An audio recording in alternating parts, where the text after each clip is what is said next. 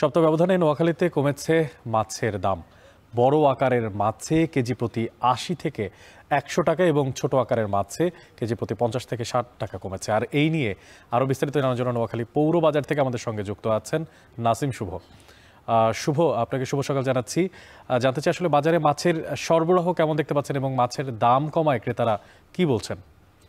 বাংলাদেশের দক্ষিণাঞ্চলে আসলে যেই খাল বিল এবং পুকুরগুলো রয়েছে সেগুলো সেচের মৌসুম, যার কারণে এই এলাকায় কিন্তু এখন আসলে মাছের ভরা মৌসুম। আর মাছের ভরা মৌসুম হওয়ার কারণে বছরের অন্যান্য সময়ের তুলনায় এই সময়টাতে মাছের দাম তুলনামূলকভাবে অনেক কম থাকে। আজ আমি এসেছি নোয়াখালীর পৌর বাজারে এবং সকাল থেকে এখানে এসে কথা বলেছি মাছের যারা বিক্রেতা রয়েছেন এবং যারা মাছ কিনতে এসেছেন তাদের সাথে। বিক্রেতারা জানিয়েছেন গত এক সপ্তাহের ব্যবধানে বড় আকারের যে মাছগুলো রয়েছে সেগুলোতে কেজি প্রতি ৮০ থেকে ১০০ টাকা পর্যন্ত কমেছে অনেক মাছে।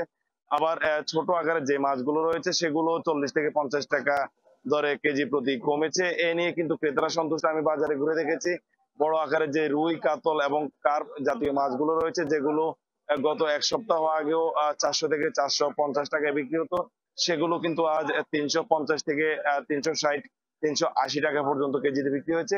এছাড়া ছোট আকারের যে মাছগুলো রয়েছে, আমি যদি বলি তেলাপিয়া সহ অন্যান্য মাছ, সেগুলো কিন্তু গত সপ্তাহে ২৬০ থেকে ২৭০ টাকা করে কেজি প্রতি যেগুলো বিক্রি হয়েছিল সেগুলো আজ ১৮০ থেকে ২১০, ২২০ টাকা পর্যন্ত কেজি দরে বিক্রি হচ্ছে।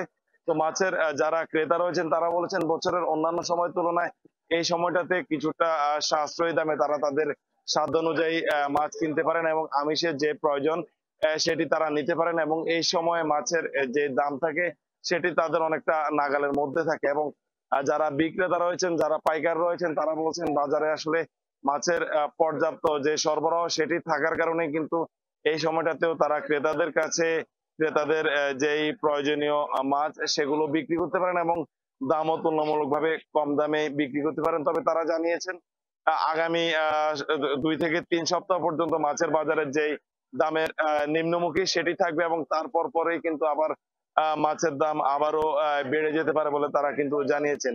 তো আসলে অনেক এই ছিল নোয়াখালীর মাছের বাজার থেকে আমার কাছে এখন অব্দি সব শেষ।